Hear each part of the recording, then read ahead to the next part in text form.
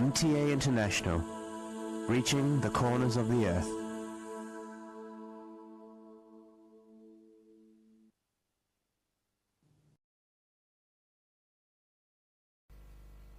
صلی علی رسولنا صلی علی محمد صلی علی نبینا صلی علی محمد صلی علی کریمنا صلی علی محمد صلی علی حبیبنا صلی علی محمد صلی علی امامنا صلی علی محمد صلی علی نبینا صلی علی محمد صلی علی رسولنا صلی علی محمد صلی علی شفیعنا صلی علی محمد صلی علی کریمنا صلی علی محمد صلی علی حبیبنا صلی علی محمد صلی علی امامنا صلی علی محمد صلی علی رحیمنا صلی علی محمد صلی علی نبینا صلی علی محمد وآلہ بلغ العلا بکمالہ کشف الدجى بجمالہ بلغ العلا بکمالہ کشف الدجى بجمالہ حسنت جميع قسوا عليه صلوا عليه وآله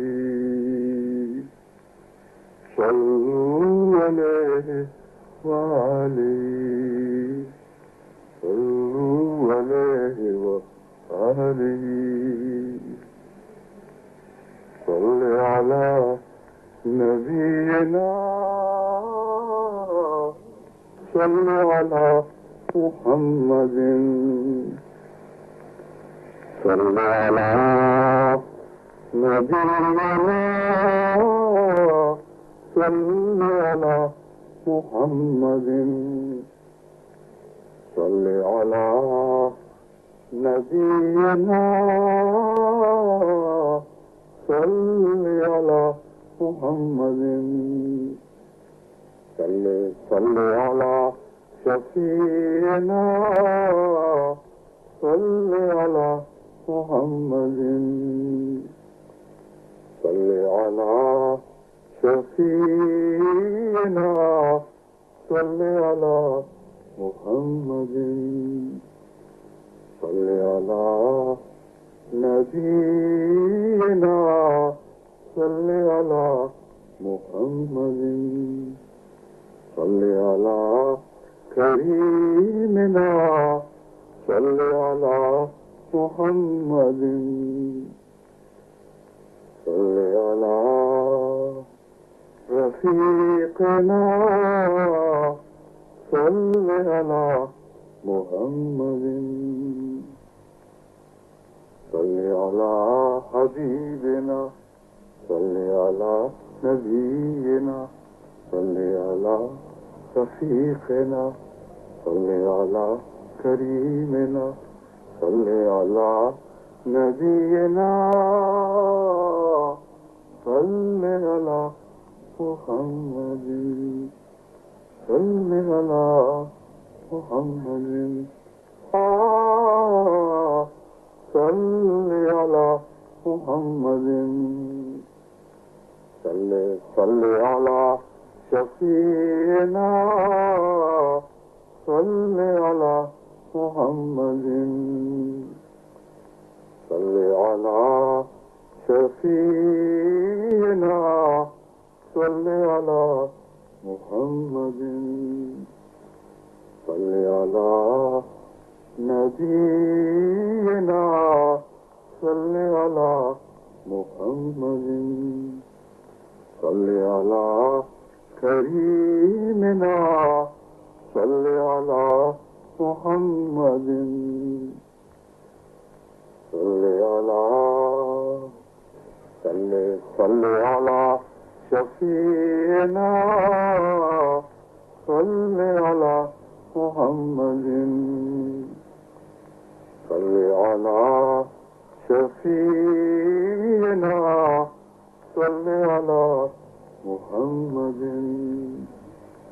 صل على نبينا صل على محمد صل على كريمنا صل على محمد صل على رفيقنا صل على محمد صل على حبيبنا صل على نبينا صل على شفيقنا صل على كريمنا صل على نبينا صل على محمد صل على محمد صل على محمد.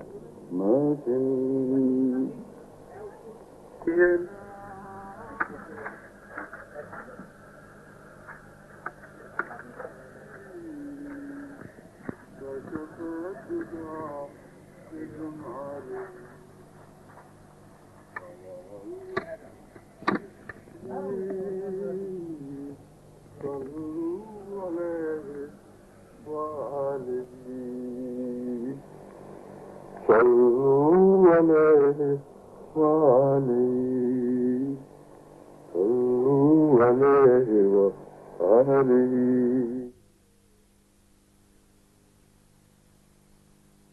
نبينا صل على محمد صل على نبينا صل على محمد صل على نبينا صل على محمد صل على شفيعنا صل على محمد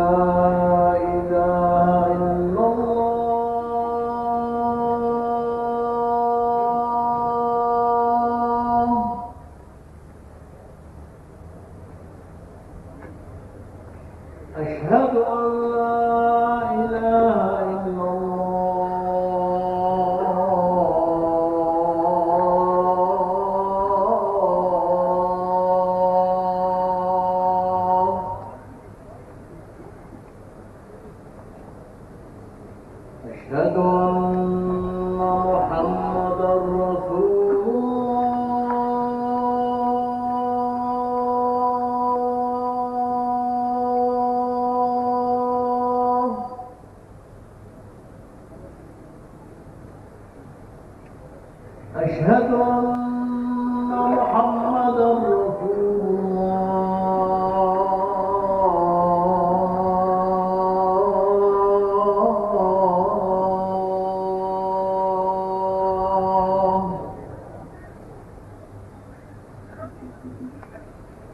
حي على الصلاة.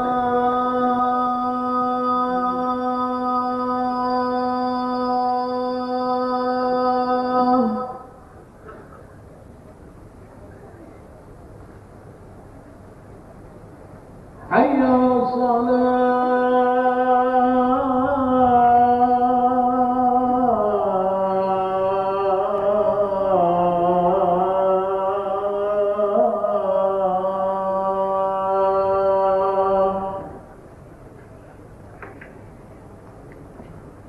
حي على الفلاح.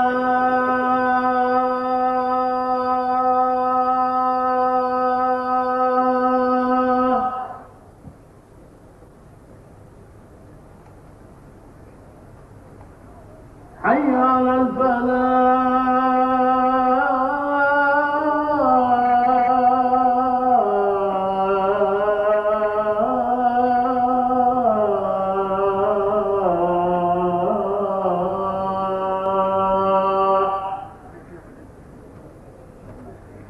الله أكبر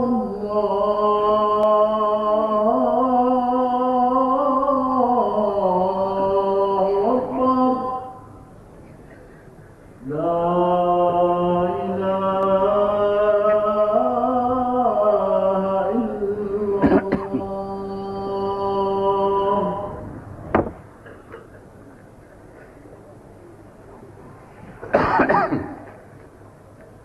أشهد أن لا إله إلا الله وحده لا شريك له وأشهد أن محمدا عبده ورسوله. أما بعد فأعوذ بالله من الشيطان الرجيم. بسم الله الرحمن الرحيم.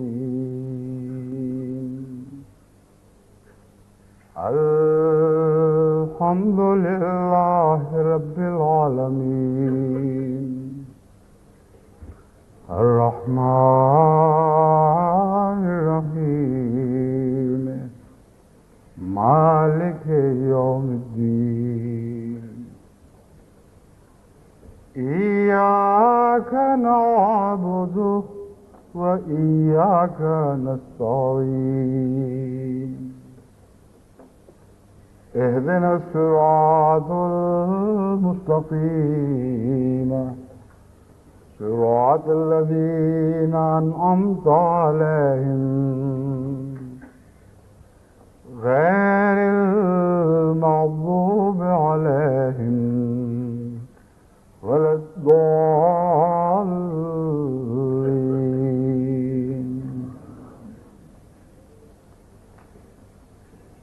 بسم الله الرحمن الرحيم.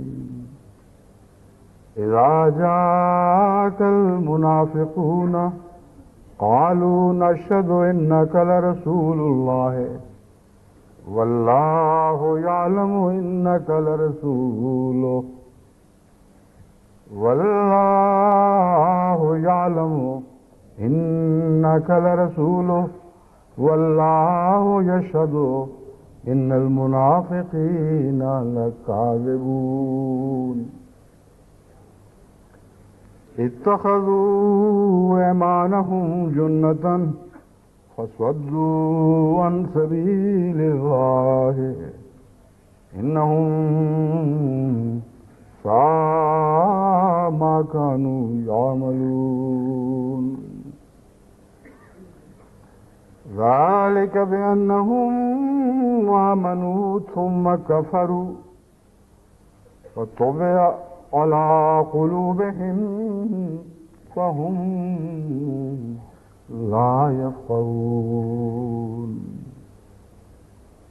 وإذا رأيتهم تعجبك أجسامهم وإن يقولوا تسمع لقولهم كأنهم خشب مسندة يحسبون كل صيحة عليهم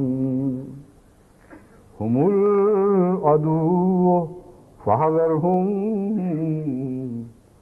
قاتلهم الله أنى يؤفكون. وإذا قيل لهم تعالوا يستغفر لكم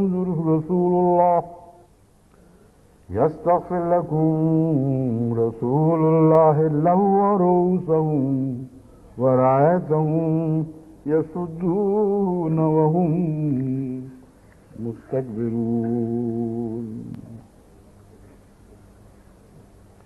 سواء عليهم استغفرت لهم أم لم تستغفر لهم لن يغفر الله لهم إن الله لا يهدي القوم الفاسقين.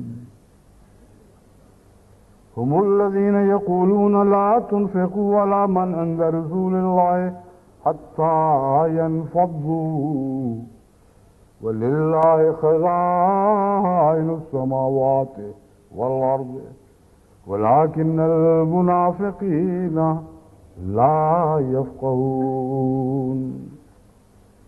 يقولون لئن رجعنا إلى المدينة ليخرجن الأعز منها الأذل ولله العزة ولرسوله وللمؤمنين ولكن المنافقين لا يعلمون.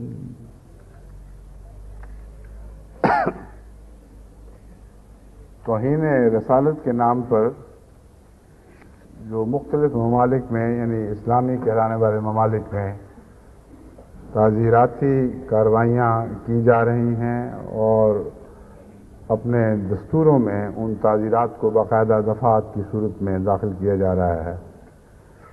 اس سلسلے میں میں نے خطبہ ایک سلسلے کا آغاز کیا تھا اور جماعت کو یہ بتایا تھا کہ چونکہ لمبا مضمون ہے 1 2 3 خطبوں کی بات نہیں، اس لیے میں کوشش کروں گا کہ آئندہ جلسے کے خطبے پر کسی حد تک اس مضمون کو سمیٹوں اور پھر بقیہ حصے کو افتتاحی تقریر میں بیان کروں۔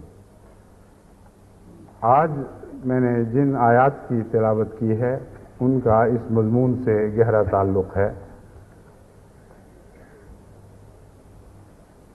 چونکہ وقت تھوڑا ہے اس لیے موقع اور محل کے مطابق ان پر تفصیلی روشنی بعد میں ڈالی جائے گی، لیکن سادہ ترجمہ میں آپ کے سامنے پیش کرتا ہوں۔ قرآن کریم فرماتا ہے جب منافقین تیرے پاس آتے ہیں، یعنی اے محمد صلی اللہ علیہ وآلہ وسلم تیرے پاس آتے ہیں تو گواہی دیتے ہیں کہ تو یقیناً اللہ کا رسول ہے، اور اللہ جانتا ہے کہ تو اللہ کا رسول ہے، اور اللہ یہ بھی گواہی دیتا ہے کہ یہ منافقین یقیناً جھوٹے ہیں۔ گواہی یہ دے رہے ہیں کہ تو اللہ کا رسول ہے، اللہ سب سے بہتر جانتا ہے کہ ہاں تو اللہ ہی کا رسول ہے، اور اس کے باوجود خدا گواہی دیتا ہے کہ یہ منافق جو یہ اعلان کر رہے ہیں جھوٹ بول رہے ہیں۔ اتخذوا ایمانہم جنۃ، انہوں نے اپنی قسموں کو ایک ڈھال بنا لیا ہے۔ کس غرض سے؟ فصدوا عن سبیل اللہ، تاکہ اس بہانے بیچ میں داخل ہو کر اللہ کے رستے سے لوگوں کو روکیں۔ انہم ساء ما کانوا یعملون، یقیناً بہت برا ہے جو یہ کرتے ہیں۔ وَإِذَا رَأَيْتَهُمْ ذَلِكَ بِأَنَّهُمْ آمَنُوا ثُمَّ كَفَرُوا، یہ وہ منافقین نہیں ہیں جو شروع ہی سے نفاق رکھتے تھے، بلکہ ان منافقین کی بات ہو رہی ہے جو پہلے ایمان لے آئے تھے، ایمان لانے کے بعد انہوں نے کفر کیا ہے۔ آمنوا ثم کفروا، بس صرف منافق ہی نہیں مرتد بھی ہیں، اور یہ بہت ہی اہم حصہ ہے اس آیت کا، کیونکہ اس سے صرف ایک مضمون پر نہیں بلکہ ایک دوسرے اہم مضمون پر بھی روشنی پڑتی ہے جو آج کل اسلامی ممالک میں مبحث بنا ہوا ہے، یعنی مرتد کی سزا کیا ہے۔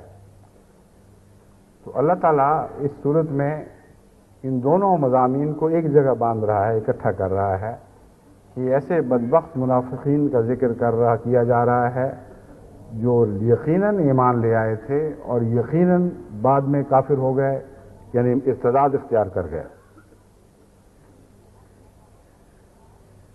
فَطُبِعَ عَلَىٰ قُلُوبِهِمْ، اور بیماری اس حد تک بڑھ گئی کہ ان کے دلوں پر مہر لگا دی۔ اب ان کے بچنے کا، ان کے دوبارہ ایمان لانے کا کوئی سوال ہی باقی نہیں رہا۔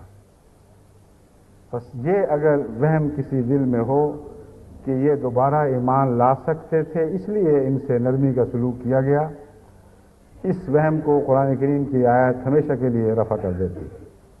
یہ وہ لوگ ہیں جن کے لیے آئندہ ایمان لانے، توبہ کرنے کا کوئی سوال باقی نہیں رہا، کیونکہ خدا گواہی دے رہا ہے کہ ان کے دلوں پر مہر کر دی گئی ہے۔ فہم لا یفقہون، اس کیفیت کو پہنچ چکے ہیں کہ ان کی سوچنے کی طاقت معطل اور معروف ہو چکی ہے، وہ بات نہیں سمجھ سکتے۔ وَإِذَا رَأَيْتَهُمْ تُعْجِبُكَ أَجْسَامُهُمْ، یہ معلوم معروف لوگ ہیں، ان کی جسمانی طرز، ان کے ٹھاٹ باٹ دیکھنے والی آنکھوں کو پسند آتے ہیں، اور یہاں تو میں اگرچہ حضور اکرم ہی مخاطب دکھائی دیتے ہیں، مگر حضرت صلی اللہ علیہ وآلہ وسلم تو کسی کے ظاہری ٹھاٹ بات سے متاثر ہونے والے انسان نہیں تھے، اس لیے بعض دفعہ رسول کے حوالے سے امت کے ہر فرد کو مخاطب کیا جاتا ہے۔ تو مراد یہ ہے کہ اے سننے والے، اے دیکھنے والے، جب تو ان لوگوں کو دیکھتا ہے تو ان کی ظاہری ٹھاٹ بات، ان کے رہن سہن سے متاثر ہوتا ہے۔ ان یقولوا تسمع لقولہم، اور ایسی بناوٹ سے ایسی لوچدار باتیں کرتے ہیں کہ جب بات کرتے ہیں تو تجھے ان کی باتیں بھی دلچسپ معلوم ہوتی ہیں، تو کان لگا کے ان کی باتوں کو سنتا ہے۔ کانہم خشب مسندۃ یحسبون کل صیحۃ علیہم، لیکن اندر سے یہ حال ہے کہ منافق جیسے بزدل ہوتے ہیں یہ بھی سخت بزدل ہیں.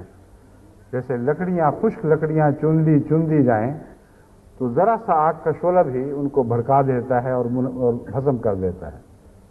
آسمانی بجلی ہو یا زمین سے پیدا ہونے والی آگ ہو، یہ لوگ محفوظ نہیں ہیں. لیکن جب لکڑیاں چن کر رکھی جائیں تو بہت بھلی دکھائی دیتی ہیں. یورپ میں خاص طور پر سردیوں کے لیے لکڑیاں سجائی جاتی ہیں، اور ناروے میں بہت رواج ہے، بہت خوبصورت دکھائی دیتی ہیں. مگر ایک آسمانی بجلی کا شعلہ یا ایک دیا سلائی ان کو آگ لگا دے تو ایک دم بھڑک کر وہ خاکستر ہو جاتی ہیں. تو فرمایا ان لوگوں کی اندرونی حالت یہ ہے، دیکھنے میں بڑے اچھے سجے ہوئے اور اچھی طرح اپنی ذات پہ قائم موجود دکھائی دیتے ہیں، مگر خود ڈرتے ہیں، جانتے ہیں کہ ذرا سی کوئی آفت آئی تو ان کے لیے جان لیوا ثابت ہوگی. ہم العدو فاحذروہم، یہ ہیں دشمن، ان سے بچ کے رہو. اگر ان کا علم نہیں کہ کون ہے تو بچ کے کس سے رہو. صاف مضمون کھول دیا گیا ہے، نام لیے بغیر ہر اس شخص کا ذکر ہے جو حضرت اقدس محمد مصطفیٰ صلی اللہ علیہ وآلہ وسلم کے زمانے میں جانا پہچانا منافق تھا. قاتلہم اللہ انا یؤفکون، اللہ کی لعنت ان پر، یہ کہاں دور ہٹے جاتے ہیں. لیکن انسان کو قتل کا حکم یہاں بھی نہیں دیا. اللہ کی لعنت ہو ان پر، لیکن کہیں اشارتاً یا کنایتاً بھی یہ نہیں فرمایا کہ تمہیں حق ہے مسلمانوں کہ ان کا قتل غارت کرو، ان کو غارت کرو، ان کا قتل کرو. وَإِذَا قِيلَ لَهُمْ تَعَالَوْا يَسْتَغْفِرْ لَكُمْ رُسُولُ اللَّهِ لَوَّوْا رُءُوسَهُمْ وَرَأَيْتَهُمْ يَصُدُّونَ وَهُمْ مُسْتَكْبِرُونَ. اتنے واضح ان کی شناخت ہے کہ حضور صلی اللہ علیہ وآلہ وسلم کے زمانے میں جب یہ ان آیات کا نزول ہوا ہے، اس سے پہلے ہی صحابہ ان کے پاس جایا کرتے تھے اور ان کو کہا کرتے تھے کہ تم توبہ کرو، استغفار سے کام لاؤ، تو اللہ کا رسول تمہارے لیے استغفار کرے گا. وہ تو مجسم شفقت ہے، اس لیے اس موقع کو ہاتھ سے نہ جانے دو، توبہ کر لو تاکہ خدا کے رسول کی استغفار تمہیں نصیب ہو. لووا رؤوسہم، وہ سر مٹکاتے ہیں، ورأیتہم یصدون وہم مستکبرون، اور تو ان کو دیکھتا ہے کہ وہ اور بھی خدا کی راہ سے لوگوں کو پھراتے ہیں، باز نہیں آتے اور تکبر میں مبتلا ہے. بس اگر یہ معین لوگ نہیں تھے تو قرآن کریم نے کن کا ذکر فرمایا ہے؟ کن کے پاس لوگ جایا کرتے تھے، ان کو سمجھایا کرتے تھے؟ کون آگے تکبر سے سر مٹکایا کرتے تھے، اور کون تھے جو خدا کی راہ سے روکتے تھے اور باز نہیں آتے تھے اور مسلسل تکبر میں مبتلا رہے؟ سواء علیہم استغفرت لہم ام لم تستغفر لہم، برابر ہے ان پر، خواہ تو ان کے لیے استغفار کرے یا نہ استغفار کرے. سوال یہ پیدا ہوتا تھا کہ اگر ان کے دلوں پر مہر لگ گئی ہے تو پھر استغفار سے کوئی ان کو فائدہ پہنچ سکتا تھا؟ کیا حضرت اقدس محمد مصطفیٰ صلی اللہ علیہ وآلہ وسلم کا استغفار ان کو عذاب سے بچا سکتا تھا؟ صحابہ اپنی خوش فہمی میں یہ کہتے تھے، مگر اللہ تعالیٰ فرما رہا ہے کہ جن لوگوں کے دلوں پر ہم مہر کر دیں ان کو کسی نبی کا استغفار بھی بچا نہیں سکتا. ان کی تقدیر ہمیشہ کے لیے لکھی جا چکی ہے. حضرت صلی اللہ علیہ وآلہ وسلم کو مخاطب کر کے فرمایا، برابر ہے ان پر، خواہ تو ان کے لیے استغفار کرے یا نہ کرے. لن یغفر اللہ لہم، اللہ ہرگز کسی صورت میں ان کو معاف نہیں فرمائے. لن یغفر اللہ لہم، اللہ ہرگز کسی صورت میں ان کو معاف نہیں فرمائے گا. ان اللہ لا یہدی القوم الفاسقین، اور اللہ تعالیٰ فاسقوں کی قوم کو ہدایت نہیں دیا کرتا. ہم الذین یقولون لا تنفقوا علی من عند رسول اللہ، ایسے شریر لوگ ہیں کہ اعلان کرتے پھرتے ہیں کہ جو محمد رسول اللہ کے پاس ان کے ساتھ رہنے والے ہیں ان پر کچھ خرچ نہ کیا کرو. وَلِلَّهِ خَزَائِنُ السَّمَاوَاتِ وَالْأَرْضِ حتیٰ ينفضوا، یہاں تک کہ وہ رسول اللہ صلی اللہ علیہ وسلم کا ساتھ چھوڑ کر بھاگ جائیں، پھر پیسہ دو. یعنی لالچ بھی دیتے ہیں کہ اگر تم چھوڑ دو تو ہم تمہیں پیسہ دیں گے، ہم ہر طرح سے تمہاری خدمت کریں گے. آج کل جرمنی میں بھی یہ مہم چلی ہوئی ہے. کثرت کے ساتھ اللہ تعالیٰ کے فضل سے بوسنین احمدیت میں داخل ہو رہے ہیں اور کثرت کے ساتھ وہاں روپیہ پیسہ پھینکا جا رہا ہے. اور قطعی گواہیاں اس بات کی ہیں کہ سعودی عرب کا پیسہ وہاں پانی کی طرح بہایا جا رہا ہے، کیونکہ بعض مخلصین جو بوسنین ہیں، بوسنین میں تبلیغ میں سب سے آگے اور بڑے ہمت والے باوقار انسان ہیں جن کی باتوں کا لوگوں پر اثر پڑتا ہے، انہوں نے بتایا ہے کہ ان کو باقاعدہ یہ پیشکش کی گئی ہے کہ ہم تمہیں اتنے ہزار ماہانہ دیا کریں گے یا اس سے بھی زیادہ، اور تم کسی طرح سے احمدیت کو چھوڑ دو. اس نے صاف جواب دے دیا کہ میرا ایمان بکاؤ نہیں ہے، تم اپنے پیسے اپنے پاس رکھو، مگر کسی صورت بھی میں نہیں چھوڑ سکتا. تو جو اس وقت ہو رہا تھا وہ آج بھی ہو رہا ہے، ہم اس کے عینی شاہد ہیں. بس قرآن کریم کا جو کلام ہے یہ دائمی اثر رکھنے والا ہے، انسانی فطرت سے تعلق رکھتا ہے. آغاز آدم سے قیامت کے دن تک کے واقعات انسانی فطرت کے حوالے سے اس میں بیان ہوئے ہیں، جن میں کوئی تبدیلی واقع نہیں ہوتی. تو فرمایا جب وہ یہ کہتے ہیں کہ تم ان کو چھوڑ دو اور ہم تمہیں پھر اس کے نتیجے میں مالا مال کر دیں گے، تو اللہ فرماتا ہے وَلِلَّهِ خَزَائِنُ السَّمَاوَاتِ وَالْأَرْضِ. بے وقوف بھول جاتے ہیں کہ خزائن آسمان اور زمین کے خزانے تو اللہ کے پاس ہیں، یہ کسی کو کیا دیں گے. وَلَٰكِنَّ الْمُنَافِقِينَ لَا يَفْقَهُونَ. منافق ایسے بے وقوف لوگ ہیں کہ ان باتوں کو سمجھتے نہیں ہیں. اور پھر يَقُولُونَ لَئِن رَّجَعْنَا إِلَى الْمَدِينَةِ لَيُخْرِجَنَّ الْأَعَزُّ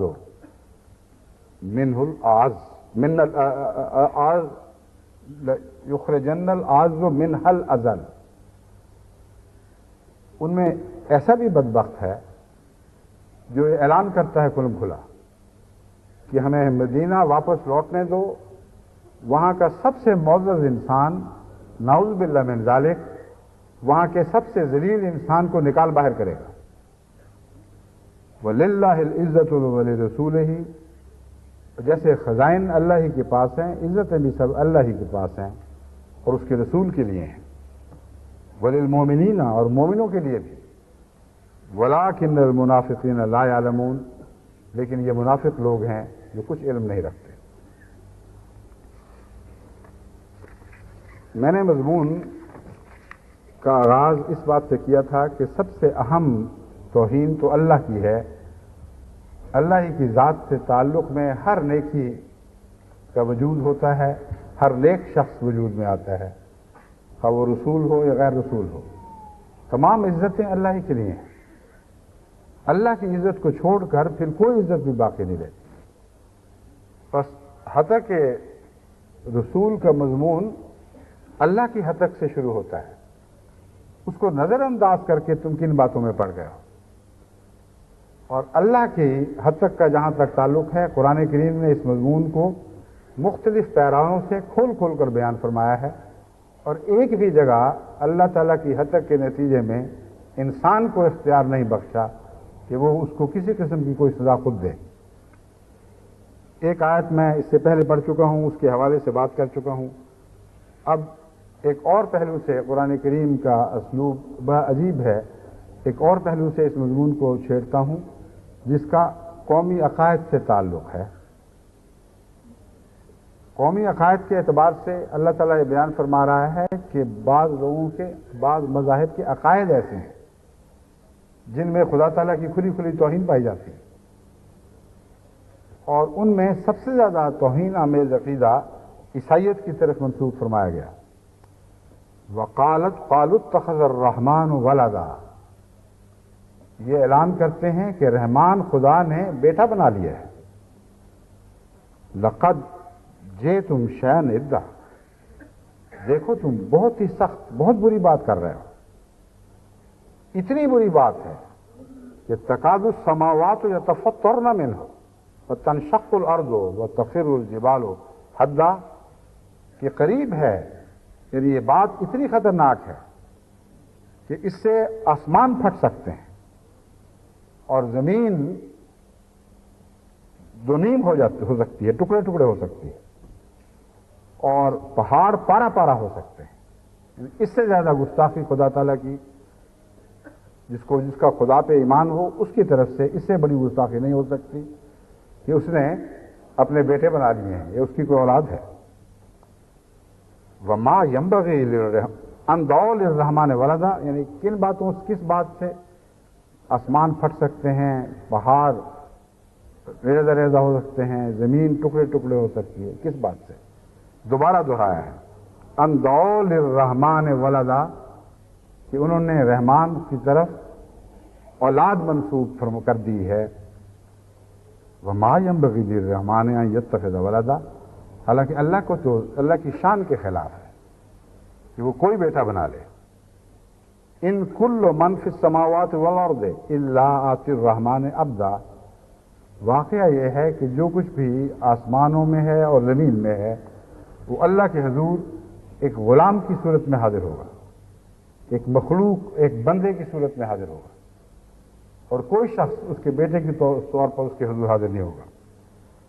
وَلَقَدْ أَحْصَاهُمْ وَعَدَّهُمْ عَدًّا، اللہ تعالیٰ نے ان کا گھیرا ڈال رکھا ہے اور ان کی گنتی سے خوب باخبر ہے، جانتا ہے کہ یہ کتنے لوگ ہیں، کون ہیں، کیا کچھ کرتے ہیں۔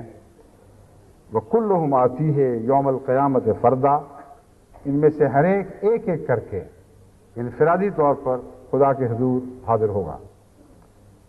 یہ ہے وہ توہین خداوندی جو ایک مذہبی عقیدے کی بنیاد کے طور پر قرآن کریم نے بیان فرمائی ہے، اور اتنا سخت ناراضگی کا اظہار فرمایا ہے کہ قریب ہے کہ اس عقیدے سے آسمان اور زمین اور پہاڑ پھٹ پڑیں، لیکن اس کے باوجود انسان کو اختیار نہیں بخشا کہ وہ خدا کی گستاخی کرنے والوں کو کوئی بدنی سزا دے۔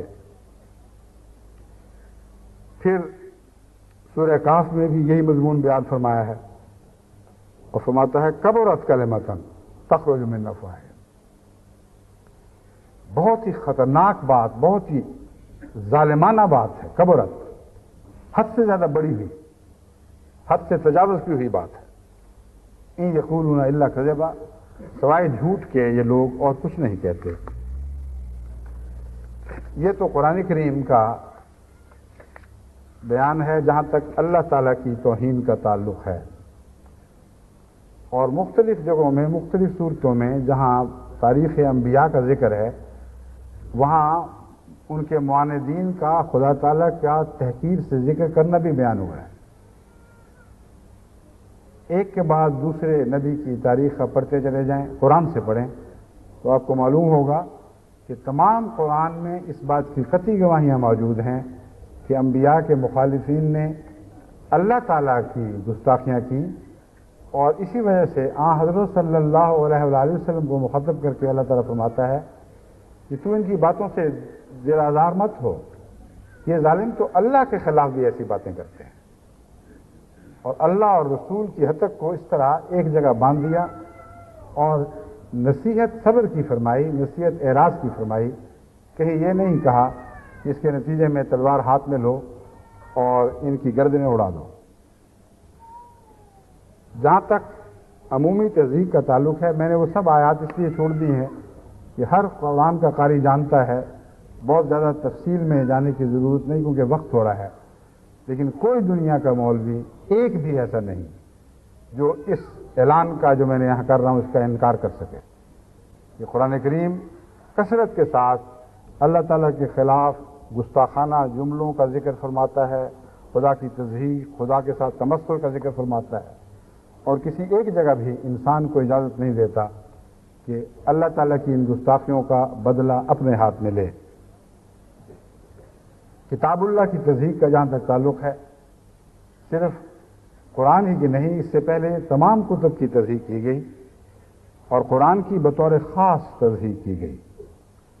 سورہ نساء آیت 141 میں، میں اس سے پہلے حوالہ دے دوں، پہلی آیات جو میں نے تلاوت کی تھیں وہ یعنی قرآن خدا تعالیٰ کے متعلق بیٹا بنانے سے متعلق ناراضگی کا اظہار، وہ سورہ مریم آیات 99 تا 96 ہیں۔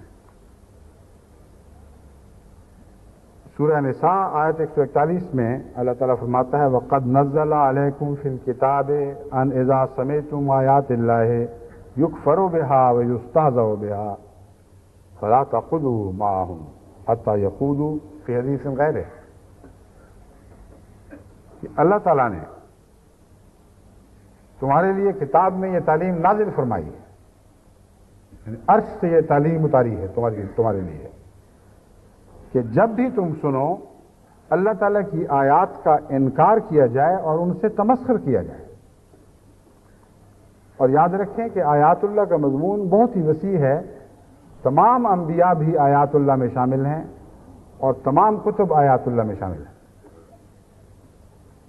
تو فرمایا کہ تمہارے لیے ہم نے آسمان سے اس کتاب یعنی قرآن میں یہ تعلیم نازل فرمائی ہے کہ جب بھی تم سنو کہ اللہ کی آیات کا انکار کیا جاتا ہے یا ان سے تمسخر کیا جاتا ہے تو کیا کرو؟ تلواریں لے کر ان لوگوں کی گردنیں اڑا دو؟ ہرگز نہیں۔ فلا تقعدوا معهم، ان کے پاس نہ بیٹھا کرو۔ ہمیشہ کے لیے بائیکاٹ ہے وہ بھی نہیں، فرمایا حتی یخوضوا فی حدیث غیرہ۔ ہاں جب وہ دوسری باتیں شروع کریں تو معاشرے کے جو ملنے جلنے کے آداب ہیں ان کے مطابق ان سے بے شک ملنا جلنا رکھو، لیکن اس مجلس میں نہیں بیٹھنا جس میں خدا تعالیٰ کی آیات کی گستاخی ہو رہی ہو۔ یہ قرآنی تعلیم اور قرآنی سزا ہے جو اتنی وضاحت سے پیش کی گئی ہے کہ فرمایا ہے کہ آسمان سے ہم نے تمہارے لیے بطور خاص یہ تعلیم اتاری ہے۔ انکم، اگر تم بیٹھو گے ان کے ساتھ تو کیا ہوگا؟ انکم اذا مثلہم،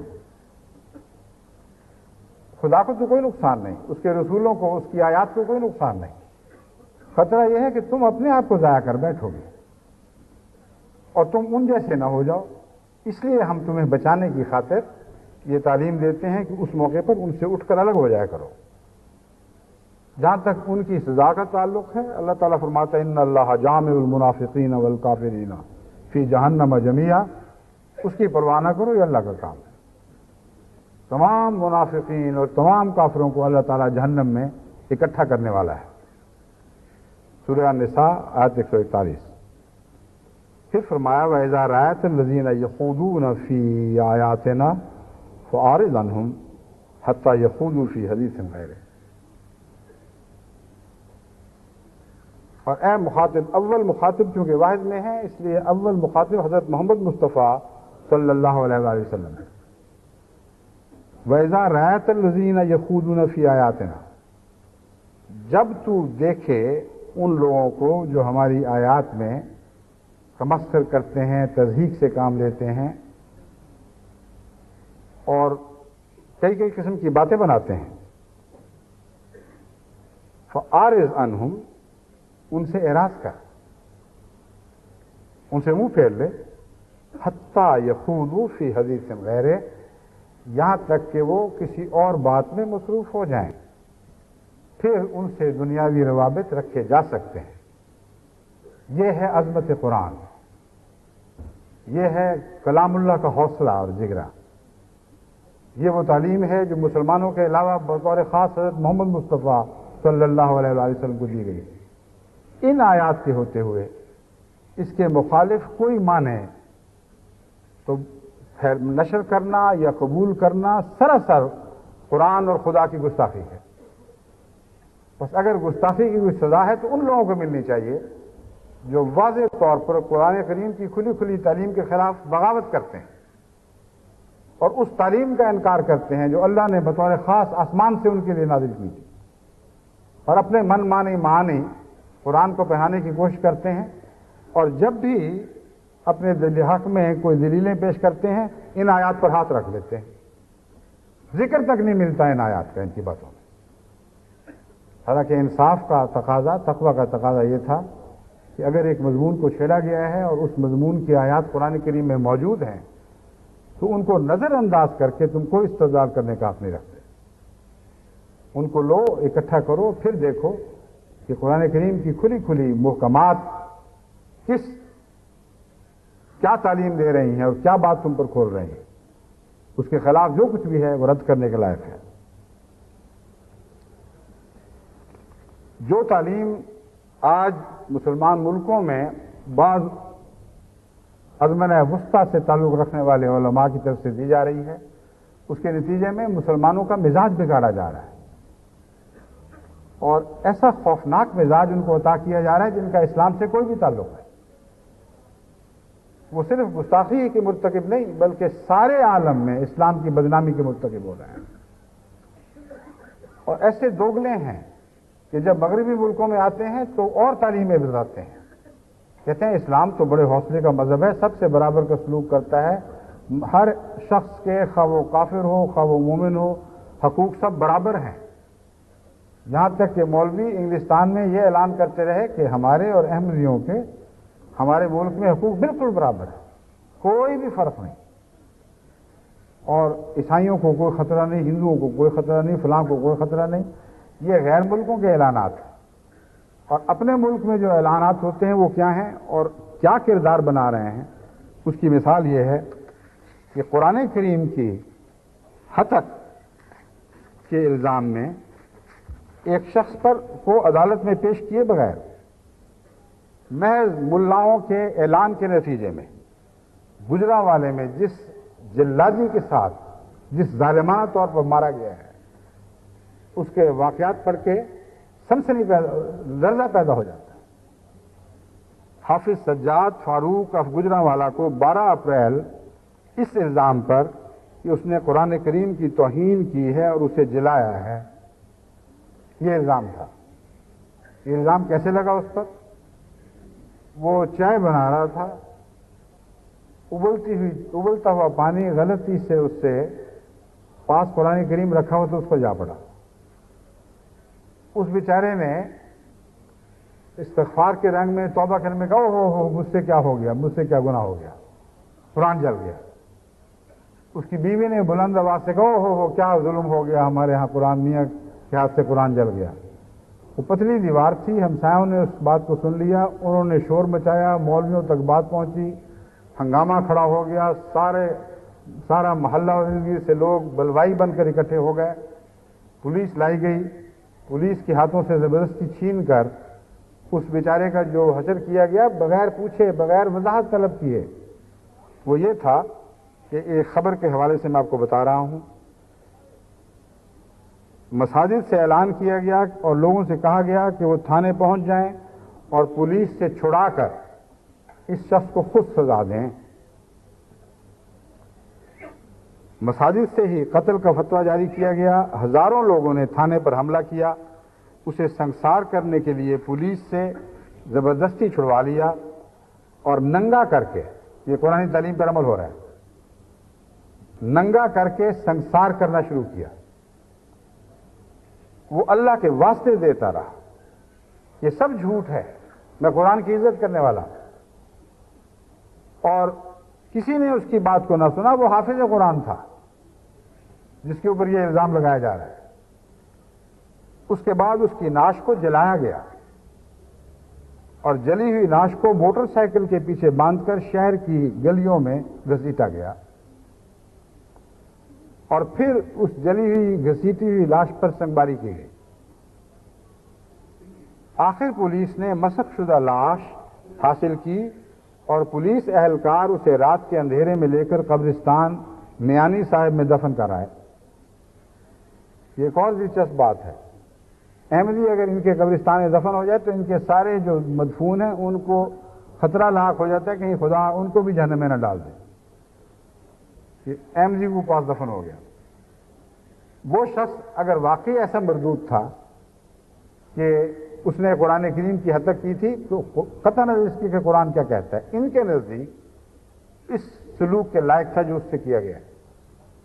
اور وہ میانی صاحب کے قبرستان میں دفن ہے، کسی اور مردے کو کوئی خطرہ لاحق نہیں ہوا. مگر یہ تو ضمنی بات ہے یہ وہ ظالمانہ کردار ہے جس کو حضرت اقدس محمد مصطفیٰ صلی اللہ علیہ وآلہ وسلم کی طرف، قرآن کی طرف منسوب کرنا اتنی بڑی گستاخی ہے۔ اگر کسی گستاخی کی کوئی سزا ہے تو اس گستاخی کی سزا ہونی چاہیے۔ قرآن تو سزا نہیں پیش کرتا، حدیث سے تو کوئی سزا ثابت نہیں، لیکن جن لوگوں کے نزدیک ہے انہوں نے ان مولویوں کو منہ کیوں کالا نہیں کیا، کیوں ان کو نہیں پکڑا کہ تم نے بڑی بدبختی کی ہے؟ انصاف کے سارے تقاضے بالائے طاق رکھتے ہوئے، ان کو پارا پارا کرتے ہوئے تم نے قرآن کی طرف غلط تعلیم منسوب کی، محمد رسول اللہ کے کردار کی طرف غلط تعلیم منسوب کی، اور پھر اپنی طرف سے خود ہی ملزم اور خود ہی عادل بن بیٹھے اور فیصلہ وہ کیا جس کا عدل سے کوئی دور کا بھی تعلق نہیں۔ جن ملکوں میں یہ خوفناک مزاج پیدا کیا جا رہا ہو، اس کی پہچان اس سے بڑھ کے اور کیا ہو سکتی ہے کہ کوئی مولوی، بدبخت سے بدبخت مولوی بھی، اگر اس کو خدا کی قسم کھا کر کہا جائے کہ اعلان کرو کہ میرے نزدیک حضرت محمد رسول اللہ کے وقت میں ایسا واقعہ ہوتا تو محمد رسول اللہ اور آپ کے ساتھی یہ حرکتیں کرتے، کبھی ایسی قسم کھانے کی ضرورت نہیں کر سکتا۔ جانتا ہے کہ وہ جھوٹا ہے، جانتا ہے کہ قرآن اور محمد رسول اللہ کی سنت سے ان باتوں کا کوئی دور کا بھی تعلق نہیں ہے۔ جہاں تک انبیاء کی توہین کا تعلق ہے، قرآن کریم بھرا پڑا ہے۔ چند آیات نمونتاً میں آپ کے سامنے رکھتا ہوں جس میں مسلسل انبیاء کی توہین کا ذکر چلتا ہے، اور کسی ایک جگہ بھی انسان کو اس توہین کے نتیجے میں توہین کرنے والے کو سزا دینے کا اختیار نہیں دیا گیا۔ فرماتا ہے كَذَلِكَ مَا أَتَى الَّذِينَ مِن قَبْلِهِمْ من رسول الا قالوا ساحر او مجنون۔ اسی طرح ان سے پہلے جو رسول آتے رہے ہیں، یعنی پہلے رسولوں کا ذکر ہے، ان کا ذکر کر کے فرمایا اسی طرح ان سے پہلے بھی جو رسول آتے رہے ہیں، جب بھی آتے تھے ان کو ان کے مخالفین نے کہا، یا ان کو جادوگر کہا یا پاگل قرار دیا۔ اور پاگل اور جادوگر قرار دینا کیا مولویوں کے نزدیک یہ عزت کے کلمات ہیں یا تذلیل کے کلمات ہیں؟ اگر تذلیل کے کلمات ہیں تو بتائیے ان کی کہاں سزا قرآن کریم نے مقرر فرمائی؟ پھر فرماتا ہے ما یاتیہم من رسول، یہ سورہ پہلی آیت تھی، سورہ الذاریات سے لی گئی ہے۔ پوری آیات میں نے پڑھی نہیں، ان میں سے ایک آیت ہے، آیات 51 تا 54 میں سے یہ ایک آیت تھی جو میں نے پڑھی ہے۔ سورہ یاسین آیت 32 میں ہے ما یاتیہم من رسول الا کانوا بہ یستہزئون۔ ایک بھی رسول ان لوگوں، ان بدبخت دنیا والوں کے پاس نہیں آیا مگر ضرور اس سے وہ ٹھٹھا کرتے رہے اور تمسخر اڑاتے رہے۔ کیا اس کا نام ہتک رسالت ہے یا نہیں ہے؟ یہ سوال اٹھتا ہے۔ اگر رسولوں سے مذاق اڑانا گستاخی نہیں ہے اور ہتک نہیں ہے تو پھر ہتک کا تمہارا تصور کیا ہے؟ اور اگر ہے اور یقیناً ہے تو اس کی سزا قرآن کریم نے کہاں مقرر فرمائی ہے؟ پھر فرمایا وَمَا يَأْتِهِم مِّن نَّبِيٍّ إِلَّا كَانُوا بِهِ يَسْتَهْزِئُونَ، یہ زخرف میں بھی یہی مضمون ہے۔ پھر زاریات میں فرمایا ہے كَذَلِكَ مَا أَتَى الَّذِينَ مِن قَبْلِهِم مِّن رَّسُولٍ إِلَّا قَالُوا سَاحِرٌ وَمَجْنُونٌ، اور اسی طرح یہی مضمون، اسی ترجمہ، یعنی ترجمہ یہی اقریباً آگے سورہ نوح میں بیان ہوا ہے۔ نوح میں الاعراف کے حوالے سے نوح کو ان کی قوم نے کہا اِنَّا لَنَرَاكَ فِي ضَلَالٍ مُبِينٍ، ہم تمہیں اول درجے کا گمراہ پاتے ہیں، کھلا کھلا ضلالت والا راہ راستے ہٹا ہوا۔ مولویوں کے نزدیک پتہ نہیں یہ ہتک ہے یا نہیں ہے، مگر میں عام انسان کو جس کی عقل اس قدر مسموم نہیں ہو چکی کہ اپنے عقائد کے چکر میں پڑ کر اس میں سوچنے کی طاقت بھی نہ رہی ہو، ان کو مخاطب کرتے ہوئے میں بتاتا ہوں کہ یہ مسلسل ہتک کی باتیں ہیں اور گستاخی کی، شدید گستاخی کے واقعات ہیں جو قرآن کریم کی روح سے انبیاء علیہم السلام کے ساتھ پیش آتے رہے. پھر حضرت نوح کو کہا قالو مجنون وازدجر، یہ شخص مجنون ہے اور ایسا دھتکارا ہوا ہے، جو چاہے اس کے ساتھ ڈانٹ ٹپٹ کا سلوک کرے، اسے ذلیل و رسوا کرے، کھلی چھٹی ہے. ان ہوا الا رجل بہ جنہ. القمر آیت 10 تھی پہلی، اور یہ جو آیت پڑھی ہے المومنون آیت 26.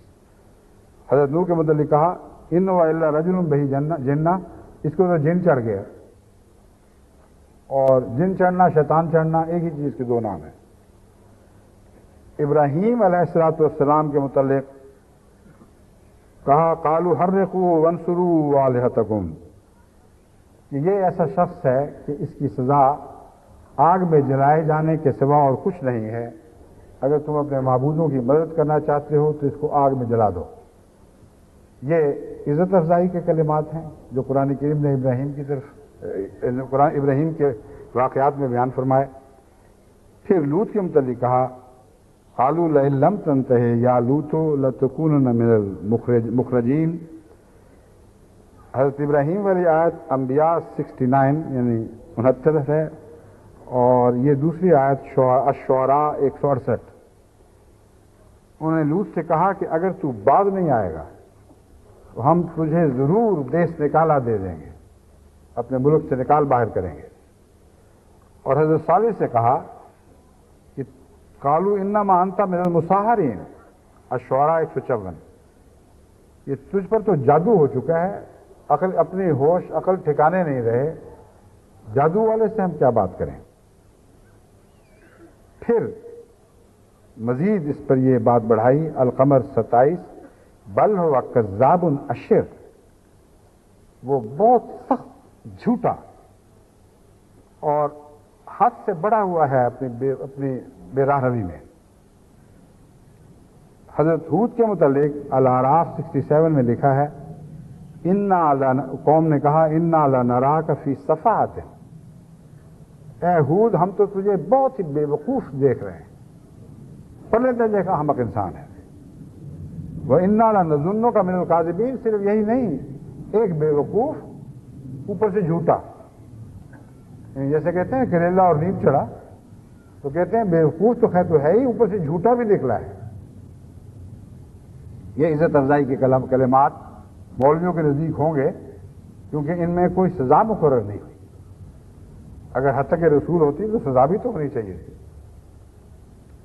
حضرت موسیٰ اور ہارون کے متعلق فرعون نے کہا، اور فرعون کی قوم نے انؤمن لبشرین مثلنا وقومہما لنا عابدون، کیا ان جیسے ہم جیسے عام انسانوں کی ہم اطاعت کریں جبکہ ان کی قوم ہماری عبادت کر رہی ہے. عابدون کا مطلب غلام ہے، اور چونکہ اس میں عبادت کا مفہوم بھی ہے تو غلامی اس حد تک پہنچ جائے کہ گویا کسی مالک کی کسی آقا کی پرستش شروع ہو جائے. یہ دونوں مضمون اس ایک لفظ میں داخل ہیں. تو ہمارے غلام ہمارے نوکر چاکر ان کی مجال کیا ہے؟ یہ تو گویا ہماری عبادت کرتے ہیں.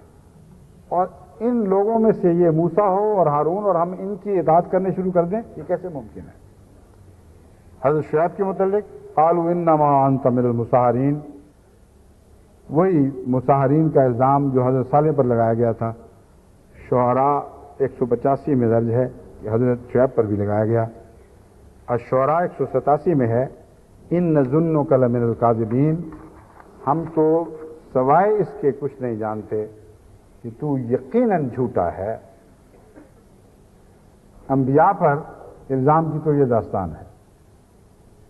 انبیاء کے مقدس خاندان اہل بیت یا سے تعلق رکھنے والوں اور ان کی ماؤں پر بھی تو الزام لگائے گئے، اور وہ بھی ایسی چیز ہے جس سے بہت اشتعال پیدا ہوتا ہے. عام دنیا دار اللہ کی حد تک پر اتنے مشتعل نہیں ہوا کرتے جتنے اپنے انبیاء اور ان کے رشتہ داروں کی گستاخی پر مشتعل ہو جاتے ہیں. تو ایک طرف تو عیسائیوں کا وہ عقیدہ بیان کیا گیا جو موحدین کو مشتعل کرنے والا تھا، اب یہودی موحدین کا وہ عقیدہ بیان کیا جا رہا ہے جو عیسائیوں کے لیے جائز وجہ اشتعال رکھتا ہے، لیکن اس کے باوجود اللہ تعالیٰ نے کسی سزا کا کوئی اعلان نہیں فرمایا. وَقَوْلِهِمْ إِنَّا قَتَلْنَا وَبِكُفْرِهِمْ وَقَوْلِهِمْ عَلَى مَرْيَمَ بُهْتَانًا عَظِيمًا. کہ یہود ایسے ظالم لوگ ہیں کہ صرف کفر ہی نہیں کیا بلکہ مسیح کی ماں پر نہایت ناپاک الزام لگایا، جس کے نتیجے میں مسیح بھی ایک جائز انسان کہلانے کا مستحق نہیں رہا. کیا یہ حد تک عزت نہیں ہے؟ کیا یہ رسول اور اس کی ماں اور دونوں کی ایسی حد تک نہیں ہے کہ اگر کوئی سزا مقرر ہونی چاہیے تو یہاں اعلان ہو جانا چاہیے تھا کہ اس کی یہ سزا ہے؟ تو پھر تم ان باتوں کو کس کھاتے میں ڈالو گے؟ کیسے ان آیات کے ہوتے ہوئے ان قوموں سے سلوک کرو گے؟ اگر اپنی منمانی کرنی ہے تو ہر حد تک کے نتیجے میں قتل لازم ہے. اس لیے اگر تقویٰ کا ادنا سا بھی شائبہ تمہارے اندر پایا جاتا ہے تو اس اعلان کے بعد ایک طرف عیسائیوں کے قتل و غارت کے لیے تلواریں سونت لو اور نکل کھڑے ہو، دوسری طرف یہود کو فنا کرنے کے لیے ان پر حملہ آور ہو جاؤ، اور یہ نہ دیکھو کہ اس راہ میں تمہاری جان جاتی ہے کہ ان کی جاتی ہے. اگر یہ دیکھنا ہے تو پھر غیرت کون سی ہوئی؟ غیرت تو وہ ہوا کرتی ہے کہ جب مثلا ماں کی بےزتی ہو تو بچے ٹکڑے ٹکڑے کر دیے جائیں، بڑے سے بڑے ظالم کے سامنے نکل کھڑے ہوتے ہیں. غیرت تو مروی سے سیکھو کہ جب اس کے بچوں پر چیل چپٹتی ہے تو تن جاتی ہے اور چیل کے سامنے اٹھتی ہے، اس کے مقابلے کے لیے اڑانے کرتی ہے. جب خونخوار کتا جس کے سامنے اس کی کوئی حیثیت نہیں، اس کی چوزوں پر حملہ آور ہوتا ہے تو قطع نظر اس کے کہ اس کی جان پر کیا بنے گی، وہ بپھرتی ہوئی اس کتے پر جا پڑتی. یہ عام جانوروں کی غیرت ہے. تم ایسے ظالم لوگ ہو کہ خدا اور رسول کی عزت کی غیرت کے حوالے کر دیتے ہو، اور قرآن میں جہاں جہاں ان کی بے عزتیوں کا ذکر ہے ان سے آنکھیں بند کر کے گزر جاتے ہو اور کہتے ہو کہ یہاں نہیں، عیسائی بہت طاقتور لوگ ہیں، ان کو ہم کچھ نہیں کہہ سکتے. یہودی بہت طاقتور ہیں، ان کو ہم کچھ نہیں کہہ سکتے. ہم تو وہیں اپنی غیرت کا مظاہرہ کریں گے جہاں ہم اتنے طاقتور ہوں کہ ہمارے قتل کے نتیجے میں ہمارے منہ پہ خراش بھی نہ آ سکے. اسلامی غیرت کا یہ تصور کس کس جگہ انہوں نے اسلام کو بدنام کیا ہے وہ شمار میں نہیں آ سکتی باتیں. اب آگے چلیے. یہ بھی کہتے ہیں کوئی ایسی بات نہیں، حضرت مریم کے متعلق یہ عقیدہ رکھتے ہیں یہود، رکھتے پھر ہمیں کیسے؟ حضرت صلی اللہ علیہ وسلم کے متعلق کہتے ہیں کہ سب بے عزتیاں برداشت، خدا کی بے عزتی برداشت، مگر محمد رسول اللہ کی بے عزتی ہم برداشت نہیں کر سکیں گے. آئیے اب قرآن کریم سے حضرت صلی اللہ علیہ وسلم کی حد تک کے واقعات کا اور ان کے نتیجے میں پیدا ہونے والے حالات کا مطالعہ کرتے ہیں.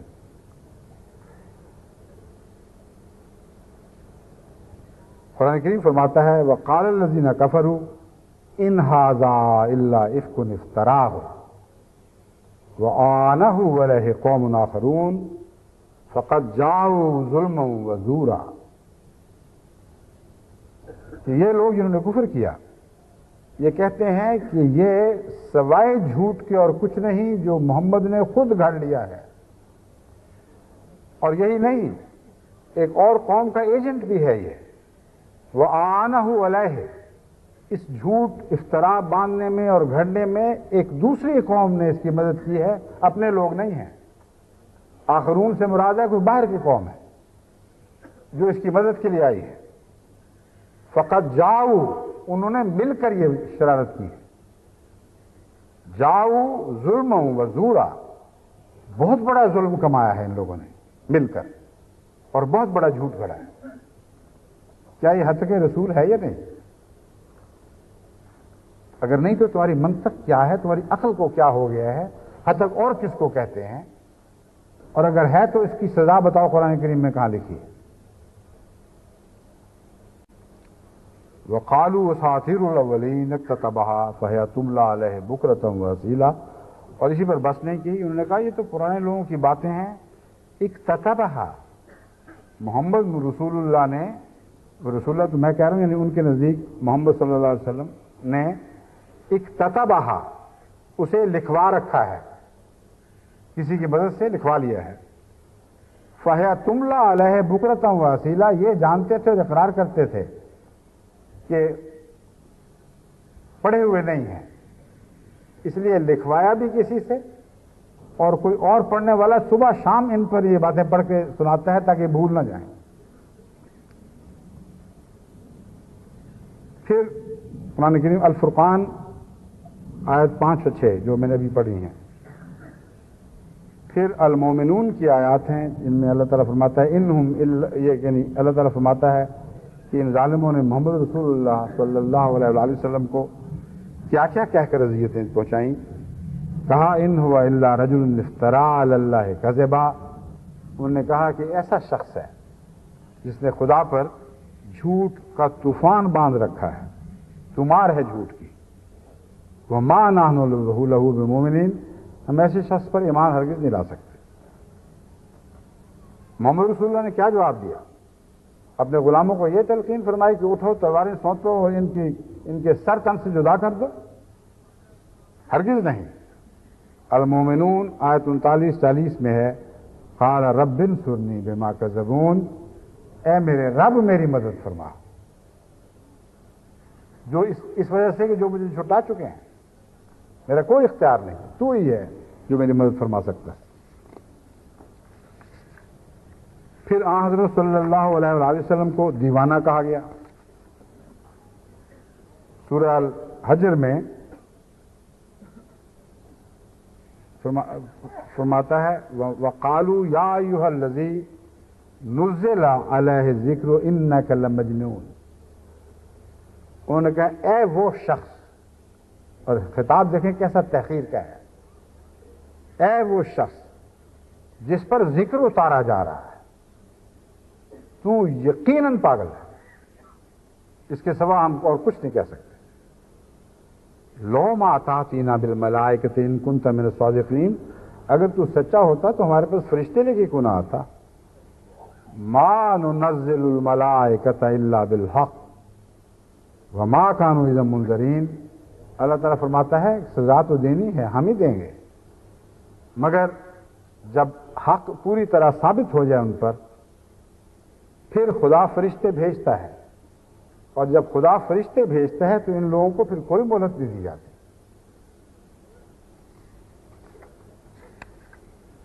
پھر آن حضرت صلی اللہ علیہ وآلہ وسلم کو بار بار مجنون کہا گیا۔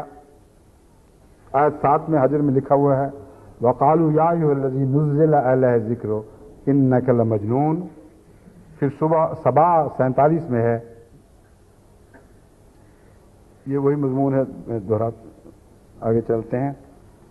ہاں القلم 52 کی اب میں یہ آیت آپ کے سامنے رکھتا ہوں، جس میں کچھ تھوڑا تھوڑا مضمون کا اضافہ ہے، میں وہی آیات لے رہا ہوں ورنہ آیات تو بہت کثرت سے ہیں۔ وَإِن يَكَادُ الَّذِينَ كَفَرُوا لَيُزْلِقُونَكَ بِأَبْصَارِهِمْ لَمَّا سَمِعُوا الذِّكْرَ وَيَقُولُونَ إِنَّهُ لَمَجْنُونَ۔ ایک طرف تو ذکر کا یعنی خدا تعالیٰ کی طرف سے نازل ہونے والے کلام کا حوالہ دیتے ہیں تحقیر کے ساتھ اور طعن کے ساتھ، کہ گویا وہ جس پر ذکر اتارا جا رہا ہے، تیرا یہ حال ہے کہ اللہ نے چنا بھی تو کس شخص کو چنا جو مجنون ہے۔ پھر اللہ تعالیٰ فرماتا ہے جس ذکر کو طعن و تشنیع کا نشانہ بناتے ہیں، جب وہ سنتے ہیں تو غیظ و غضب میں مبتلا ہو جاتے ہیں۔ معلوم ہوتا ہے اس ذکر میں کوئی ایسی طاقت ہے، ایسی شان ہے جس سے ان کے سینوں میں آگ بھڑک اٹھتی ہے، ورنہ پاگلوں والی باتوں پر تو کوئی بھڑکا نہیں کرتا۔ پاگلوں والی باتوں پر تو ہم نے سوائے اس کی کہ کوئی پاگل ہو کسی کو غصہ آتے نہیں دیکھا۔ وہ ہنستے ہیں، مذاق اڑاتے ہیں، پتھر بھی مار دیتے ہیں، مگر پاگل کی بات پاگلوں والی سن کر کوئی بھڑک اٹھے یہ نہیں ہو سکتا۔ تو قرآن کریم کا انداز بیان دیکھیں، اسی بیان میں اس کا توڑ بھی رکھ دیا، بتا بھی دیا کہ تم جھوٹے ہو۔ اگر یہ ذکر ایسا ذکر تھا جو تمہارے سامنے پیش کرتا ہے جو پاگلوں والی باتیں ہیں، تو تمہیں غصہ کس بات کا آ جاتا ہے؟ فرماتا ہے ان یکاد الذین کفروا لیزلقونک بابصارہم لما سمعوا الذکر ویقولون انہ لمجنون۔ پاگل ایسے ہیں کہ جب ذکر کو سنتے ہیں تو غیظ و غضب سے ان کی آنکھیں لال ہو جاتی ہیں، یعنی آنکھیں لال ہونے کا تو اردو محاورہ ہے. قرآن کریم فرماتا ہے اپنے وہ لوگ جنہوں نے کفر کیا ہے ذکر سنتے ہیں تو یوں لگتا ہے کہ ابھی تجھے غضب آلود نظروں سے پھسلا دیں گے. اب پاکستان سے آئے ہوئے لوگ تو خوب اچھی طرح جانتے ہیں مولوی جن آنکھوں سے دیکھتا ہے ان کو وہ لگتا ہے کہ غضبناک نظروں ہی سے ان کے پاؤں تلے سے زمین نکال دے گا. اور وہی فطرت انسان کی اس قدیم سے اسی طرح چلی آ رہی ہے. حضرت صلی اللہ علیہ وآلہ وسلم کے زمانے میں بھی یہی حال تھا ان لوگوں کا. اس سے پہلے زمانوں میں بھی یہی حال تھا کہ بات سنتے تھے اور غصہ آ جاتا تھا اور غضب آلود نگاہیں ڈال ڈال کر ڈرانے کی کوشش کرتے تھے. وہ کہتے تھے کہ یہ شخص تو محض دیوانہ ہے. اگر دیوانہ ہے تو دیوانے کی بڑھ پر غصہ کس بات کا آتا ہے؟ پھر فرمایا الفرقان 42 وَإِذَا رَأَوْكَ إِن يَتَّخِذُونَكَ إِلَّا هُزُوًا أَهَٰذَا الَّذِي بَعَثَ اللَّهُ رَسُولًا کہ جب تجھے دیکھتے ہیں تو تمسخر اور نشان اور ٹھٹھوں کا نشانہ بنا لیتے ہیں. جب دیکھتے ہیں تو اس سے مذاق اڑاتے ہیں اور بات اس طرح کرتے ہیں أَهَٰذَا الَّذِي بَعَثَ اللَّهُ رَسُولًا دیکھو دیکھو یہ وہ شخص ہے جسے اللہ نے رسول بنا کر بھیجا. کیسا تکبر، کیسی تحقیر. اور ان سب گستاخیوں کا ذکر کرتے کرتے ایک جگہ بھی اللہ تعالیٰ تلوار ہاتھ میں پکڑ کر ان کے سر اڑانے کی تعلیم نہیں دے رہا.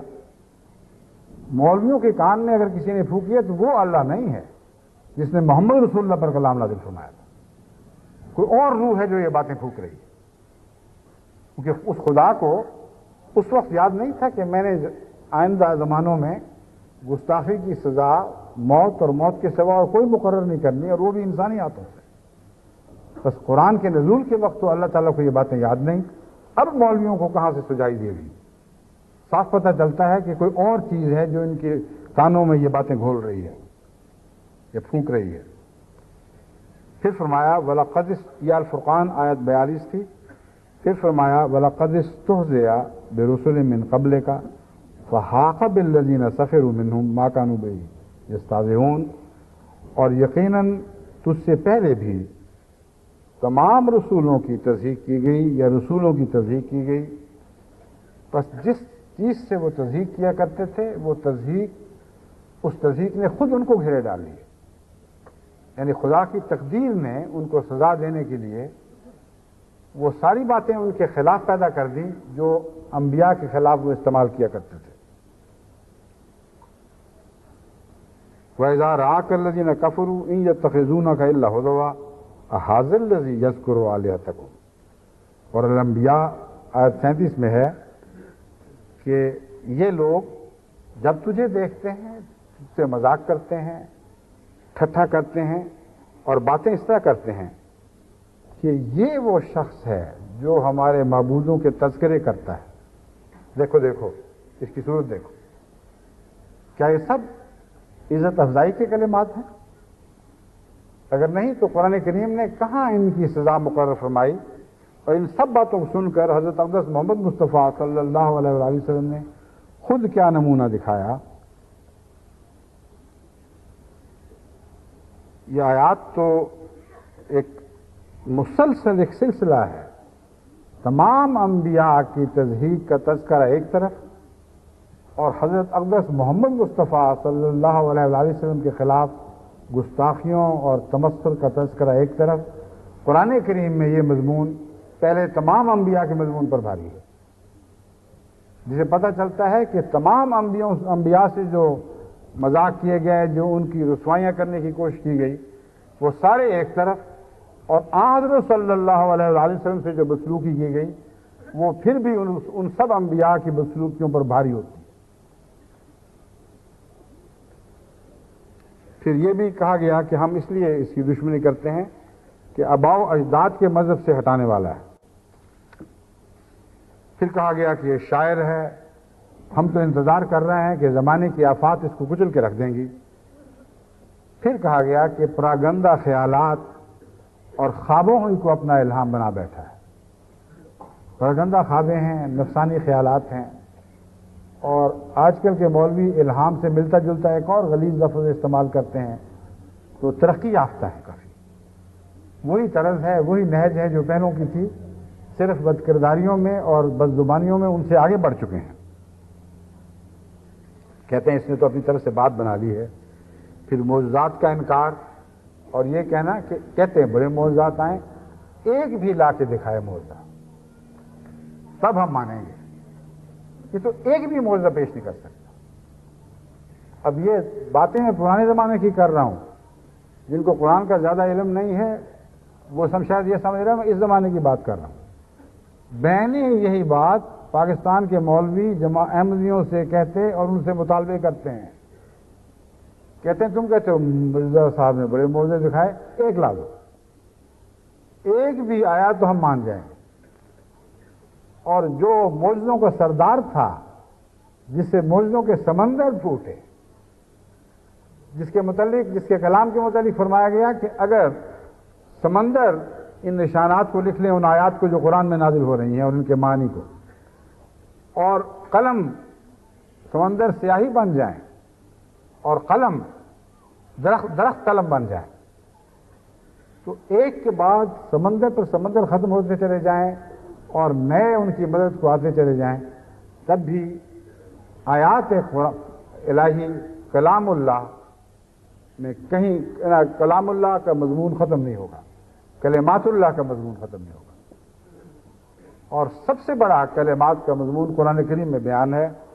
بس یہ وہ لوگ ہیں جو اس وقت بھی یہی کہا کرتے تھے کہ ایک دکھا دو، ایک نشان لا کے اور ہم ایمان لے آئیں گے. اللہ تعالیٰ اس کا بھی جواب دے چکا ہے. وَأَقْسَمُوا بِاللَّهِ جَهْدَ أَيْمَانِهِمْ، وہ خدا کی قسمیں کھا کھا کر یہ اعلان کرتے ہیں.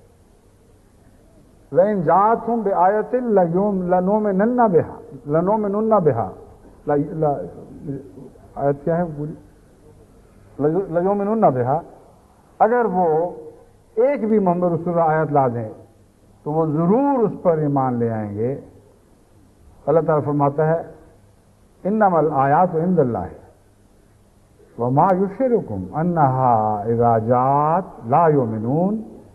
اللہ کے پاس تو بے شمار آیات ہیں، مگر کیسے تمہیں سمجھا دیں کہ جھوٹے ہیں بدبخت. ساری آیات بھی آ جائیں تب بھی نہیں مانیں گے. پہلے تھوڑی آیات ہیں جن کا انکار کر بیٹھے ہیں، اور کون سی آیت ان کو منوا لے گی. تو یہ ان کا سلوک تھا انبیاء سے. یہ سلوک حضرت اقدس محمد مصطفیٰ صلی اللہ علیہ وآلہ وسلم کے ساتھ تھا. اور پھر یہ کہ تیری باتیں سننے کی ٹور رکھتے ہیں، اور جب تو ان سے باتیں کرتا ہے تو پھر نظر انداز کر دیتے ہیں، بے عزتی کرتے ہیں، گویا ان کے کانوں میں بوجھ پڑ گیا ہے. یہ سارے طریق انہوں نے حضرت اقدس محمد رسول اللہ صلی اللہ علیہ وآلہ وسلم کو جھٹلانے اور آپ کی تکذیب کے اور آپ کی تذلیل کے اختیار کیے. ابھی جاری ہے وقت؟ اچھا، میں یہ مضمون ختم کر کے پھر ختم کروں گا. لیکن حضرت صلی اللہ علیہ وآلہ وسلم نے کہیں اس کے جواب میں سوائے اس کے کہ ان کو ہدایت کی دعائیں دی ہوں، ان کے خلاف کوئی بدنی کارروائی نہیں فرمائی، نہ آپ کو اس کی تعلیم دی گئی. جہاں تک معین تذلیل کا تعلق ہے، جہاں تک ایک معین واقع تضحیق کا تعلق ہے، اس صورت میں وہ آخر پر بیان ہوا ہے جس کی میں نے آپ کے سامنے تلاوت کی تھی. وہ آیت یہ ہے وَيَقُولُونَ لَئِن رَجَعْنَا إِلَى الْمَدِينَةِ لَيُخْرِجَنَّ الْأَعَزُّ مِنْهَا الْأَذَلَّ. یہ منافقوں کا سردار، سورہ منافقون میں جن منافقوں کا ذکر ہے ان کے سردار کی بات اب ہو رہی ہے، اور اس کا معین ہونا اتنا قطعی ہے کہ کوئی ادنا سا بھی شعور رکھنے والا یہ نہیں کہہ سکتا کہ اس کی آئیڈینٹی نہیں ہے. لوگ جانتے نہیں تھے کہ یہ کون ہے. فرمایا یقولون لئن رجعنا الی المدینۃ، وہ یہ منافقین یہ اعلان کر رہے تھے کہ جب ہم مدینے واپس لوٹیں گے تو وہاں کا سب سے معزز انسان یعنی عبداللہ بن ابی بن سلول مدینے سے وہاں کے سب سے ذلیل انسان کو نکال باہر کرے گا۔ اس سے بڑی گستاخی رسول کا کوئی تصور بھی ممکن نہیں۔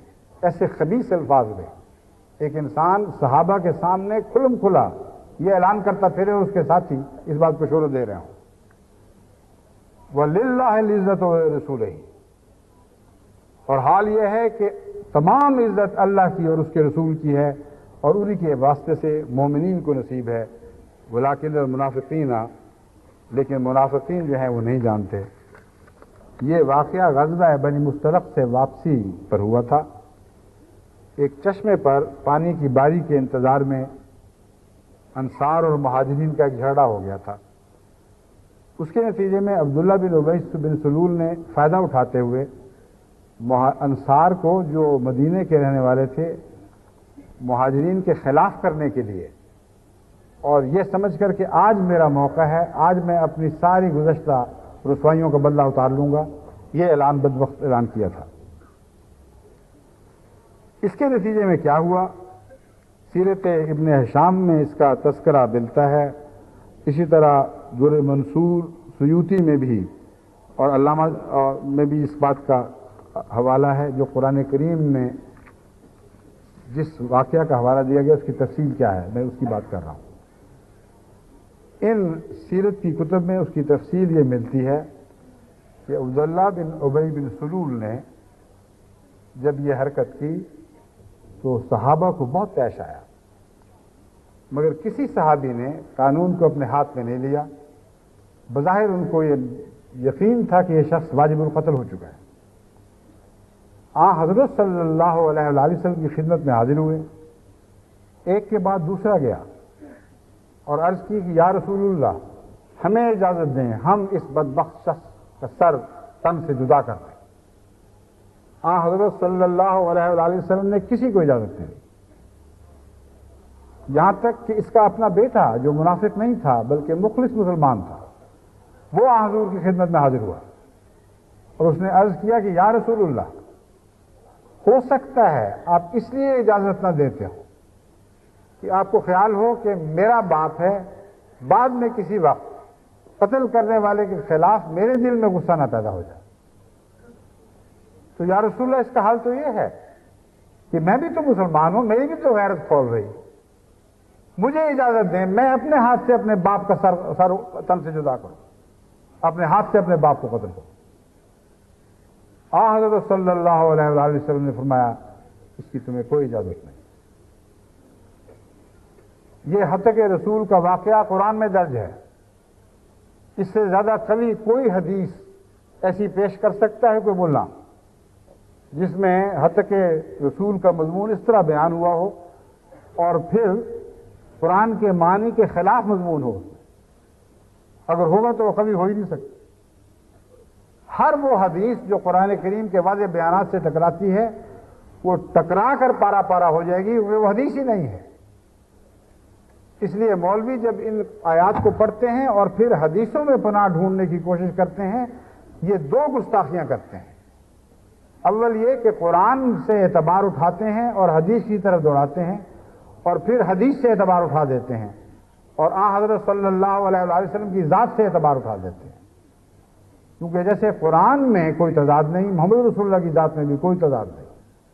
یہ ناممکن ہے کہ قرآن کریم کے کھلے کھلے اعلان کے خلاف محمد رسول اللہ علیہ وسلم کی کوئی حدیث ادنا سے بھی مضمون پیش کرے، اس کو حدیث کہہ رہی گستاخی کی، یا کچھ اس کی باتیں ایسی ہیں جو تمہاری فہم سے بالا ہیں، مگر قرآن کریم کے کھلے کھلے اعلان کے بعد کسی حدیث کی طرف اس اعلان سے متضاد مضمون بیان کرنا قرآن کی بھی گستاخی ہے، حدیث کی بھی گستاخی ہے، محمد رسول اللہ کی گستاخی ہے۔ اب اس واقعہ کے بعد کیا ہوا وہ عجیب داستان ہے۔ احادیث میں اس کا ذکر محفوظ ہے کہ جب یہ شخص اپنی طبی موت مرا، محمد رسول اللہ صلی اللہ علیہ وسلم نے کسی کو اس کو قتل کرنے کی اجازت نہیں دی، لہذا طبی موت مرا، تو حضور صلی اللہ علیہ وآلہ وسلم اس کے جنازے کے لیے روانہ ہوئے۔ صحابہ بہت بے چین تھے، مگر حضرت عمر کے سوا کسی نے جرأت نہیں کی۔ حضرت عمر آگے راستہ روک کے کھڑے ہوئے اور عرض کیا یا رسول اللہ یہ منافق، کیا آپ اس کا جنازہ پڑھیں گے؟ آپ نے فرمایا ہاں۔ حضرت عمر نے عرض کیا یا رسول اللہ آپ پر وہ آیات نازل ہوئی ہیں جن میں ذکر ہے کہ اگر تو 70 دفعہ بھی ان کے لیے استغفار کرے گا تو میں نہیں بخشوں گا، اللہ یہ اعلان کر رہا ہے۔ حضرت عمر کی ناسمجھی دیکھیں محمد کے مقابل پر، اپنی ذات میں تو بہت عقل والے تھے، رسول اللہ کے وسلم کے زمانے کے مقابل پر کسی صحابہ کی کوئی فہم کام نہیں کر سکتی۔ یہ نہیں سوچا کہ جس پر آیت نازل ہوئی ہے وہ اس کا مضمون اسے بہت زیادہ بہتر سمجھتا ہے جو اس آیت کا حوالہ دے رہا ہے۔ تو حضرت رسول اللہ صلی اللہ علیہ وسلم نے جب یہ بات سنی تو فرمایا عمر میرا راستہ چھوڑ دو، خدا یہ کہتا ہے نا کہ اگر تو 70 دفعہ بھی استغفار کرے گا تو میں نہیں بخشوں گا، میں 70 سے زیادہ دفعہ استغفار کر لوں گا۔ اللہم صلی علی محمد و علی آل محمد مبارک وسلم۔ یہ محمد رسول اللہ ہے، یہ قرآن ہے۔ ہر ایسے الزام سے یہ پاک ہیں اور بلند تر ہیں جو آج کا مولوی اسلام اور محمد رسول اللہ اور قرآن پر لگا رہا ہے۔ اس عظیم کردار کے خلاف جس کے حق میں تمام قرآن گواہ کھڑا ہے اور تمام تاریخ انبیاء گواہ کھڑی، کسی بھی مصنوعی وضعی کسی حدیث کا کسی عالم کے فتوے کا حوالہ لے کر جو بات کرتا ہے وہ گستاخ رسول ہے، وہ گستاخ کتاب اللہ ہے، وہ گستاخ اللہ کا گستاخ ہے، تمام انبیاء کی احانت کرنے والا ہے۔ اس کھلی کھلی دن کی طرح روشن گواہی کے خلاف کون ہے جو کوئی عذر بھی اس کے خلاف پیش کر سکتا ہو؟ لیکن اب چونکہ یہ مضمون لمبا ہے اور خطبہ پہلے ہی کافی آگے بڑھ چکا ہے وقت سے، اس لیے انشاءاللہ تعالی میں افتتاحی تقریر میں بقیہ حصہ بیان کرنے کی کوشش کروں گا اور وہ سارے پہلو بیان کروں گا جس کا اس مضمون سے تعلق ہے۔ بات سمیٹنے پڑیں گے، مجبوری ہے وقت کی، لیکن انشاءاللہ اس کے تمام پہلوؤں پر مزید روشنی ڈالی جائے گی۔ اب جمعہ خطبہ ختم ہوتا ہے، نماز کے بعد کتنے عرصے کا وقفہ ہے بیچ میں؟ اچھا 4:30 بجے انشاءاللہ دوبارہ یہاں جلسے کے کارروائی کا آغاز ہوگا، افتتاحی جلسے کی، تو آپ سب دوست 4:30 بجے تک واپس تشریف لیں۔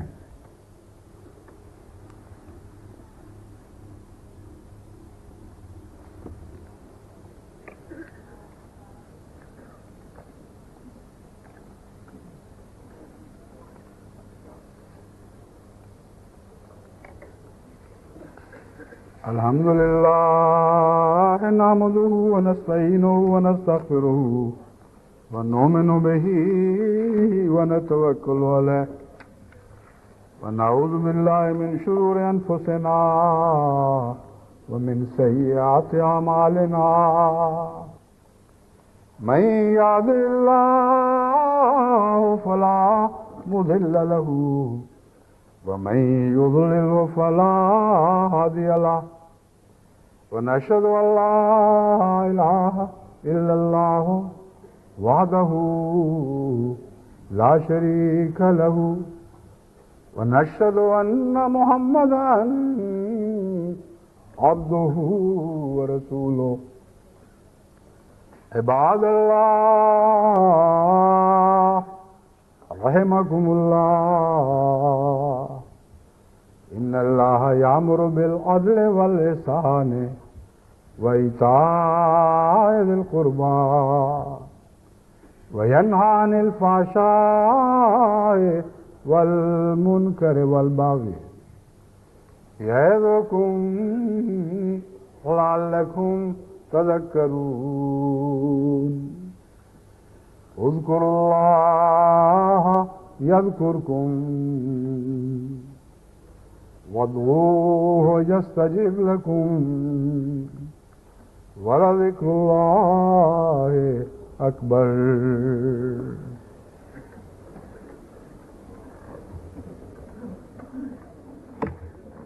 ٹھیک ہے، یہ لے لیں، یہ ہو چکا ہے، باقی انشاءاللہ ہو جائے گا نا پورا۔